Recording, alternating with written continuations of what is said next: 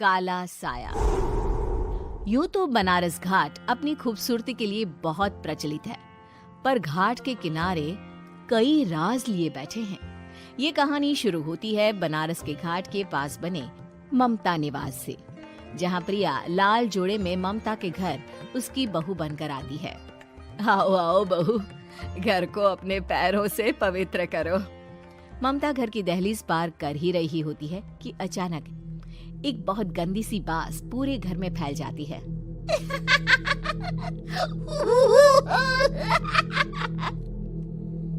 ये बदबू और ये आवाजें, ये कौन हंस रहा है माँ? अब ये पड़ोसी ना हमारे थोड़े अलग से है। कहाँ हम शाकाहारी और ये मांस मच्छी खाने वाले। छोड़, तू ध्यान मत दे और गृह प्रवेश कर। और हाँ बहू, अपनी सास की एक बात हमेशा याद रखना, इन पड़ोसियों से तो कभी बात नहीं करेगी। अच्छे लोग नहीं है ये। अपनी सास की ये बात मानेगी ना बेटा?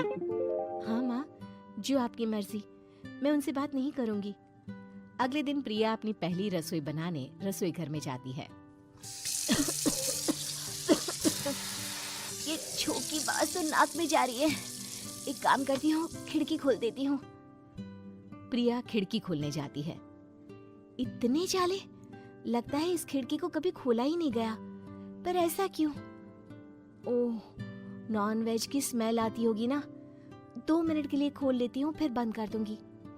प्रिया खिड़की खोलती है। खिड़की खोलते ही उसकी नजर सामने वाले घर की खिड़की पर पड़ती है, जहाँ एक लड़की खड़ी होती है।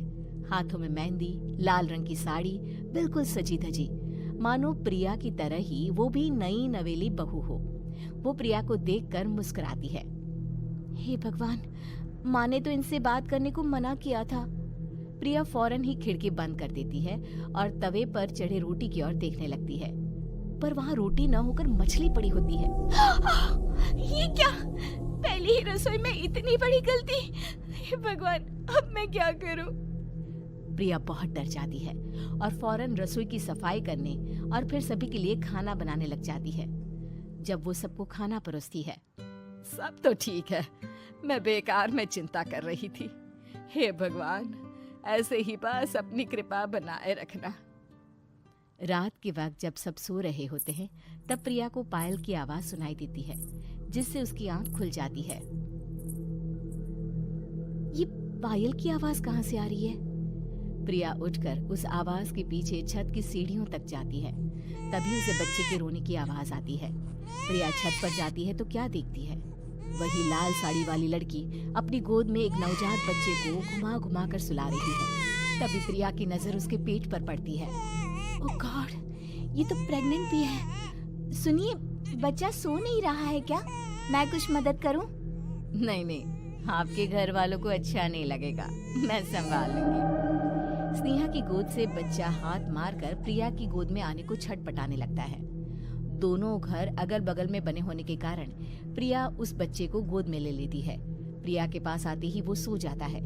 बच्चे का वो स्पर्श रात भर प्रिया भूल नहीं पाती और अगली सुबह वो छत पर कपड़े सुखा रही होती है। तभी उसे एक औरत इशारा करके बुलाती है। स्नेहा कह रही थी बाबू तुम्हारी गोद में आते ही सो गया। मैं गौरी, स्नेहा की माँ हूँ। बहू, घर आना, बाबू को खिला भी लेना। शाम को जब घर पर कोई नहीं रहता, बच्चे से मिलने के लिए प्रिया छिपकर अपनी पड़ोसन के घर चली जाती है और कुछ देर बच्चे को खिलाकर वापस लौट आती है।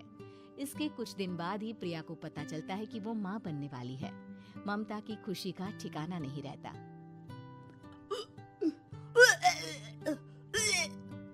माँ जी, पता नहीं क्यों उल्टी आ रही है। प्रिया भागती हुई वॉशरूम में जाती है तो हरे और लाल रंग की उल्टी करती है। उस उल्टी में से कीड़े निकलते हैं। ये क्या? खून और ये कीड़े! माँ! माँ! प्रिया की आवाज सुनकर ममता दौड़ कर आती है, पर बेसिन में कुछ नहीं होता। प्रिया हक्की बक्की रह जाती है। ये सब क्या हो रहा है? प्रिया घबरा जाती है और अपने कमरे में जाकर सो जाती है। डर के कारण वो इतनी थक जाती है कि उसकी आंख लग जाती है। तब उसे ऐसा लगता है उसके पेट पर मानो कोई बैठा हुआ हो। कौन हो? प्रिया के पेट पर एक 5 महीने की बच्ची बैठी हुई थी, जो बुरी तरह जली हुई थी। माँ, तुम ही मुझे लाई ना अपने पेट में। मैं तुम्हारी माँ नहीं हूँ। कौन हो तुम? माँ, देखो मैं जल गई बुरी तरह से। 6 महीने पेट में रहने को भी मुझे नहीं मिला। सहला दो ना माँ। बचाओ, बचाओ, माँ। ममता दौड़कर कमरे में आती है। प्रिया की बातें सुनकर वो सब समझ जाती है। तू कहीं बगल वाले घर में तो नहीं जाकर आई ना बहू? मुझे माफ कर दो, मैं गई थी माँ। उस घर में सब मरे हुए हैं बहू। कई साल पहले स्नेहा उस घर में बहू बनकर आई थी। कुछ ही दिन में वो एक बच्चे को जन्म देने वाली थी। पूरा घर बच्चे के आने की खुशी में खोया था कि एक दिन अचानक उस घर में आग लग गई। सब बुरी तरह जलकर मर गए। गौरी आज भी दादी बनने का इंतजार कर रही है और इसीलिए स्नेहा ने अपना अजन्मा बच्चा तुम्हारी कोख में डाल दिया। ममता ये कह रही होती है कि पीछे से उसके पैरों को एक बच्चा पकड़ लेता है। दादी, दादी। माँ, स्नेहा की गोद में यही बच्चा था। ये बच्चा कौन है फिर? तेरी मौत है। तेरी भी दादी। जिस चीज का ममता को डर था वही हो गया। ममता निवास के ऊपर मौत ने चादर बिछा दी थी। प्रिया का पेट ऐसे बढ़ जाता है मानो 9 महीने का हो। 2 हाथ उसके पेट से बाहर निकलते हैं। बहू, संतोष को फोन कर, किसी पंडित जी को बुला बहू। प्रिया का पति भागता हुआ घर आता है। ये तो होना ही था माँ। तेरा पाप तेरे सामने आ गया तो तू सह नहीं पा रही है। स्नेहा घर में आग लगी नहीं थी, माँ ने लगाई थी, प्रॉपर्टी की लालच में। और वो बच्चा मेरी पहली पत्नी का बच्चा है, मेरा बेटा, जो कि उस आग की चपेट का शिकार हो गया था। मैंने तुमसे ये सब माँ के कहने पर छुपाया था। मुझे माफ कर दो प्रिया।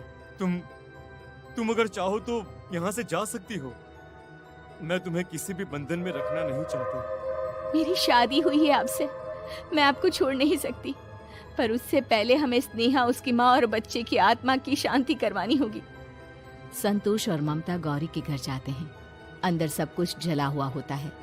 जमीन पर जली हुई लाशें बिखरी हुई थी। ममता रो रो कर अपने करने की माफी गौरी से मांगती है। प्रिया स्नेहा के घर वालों का अंतिम संस्कार करवा देती है और ममता निवास फिर से आत्माओं के साए से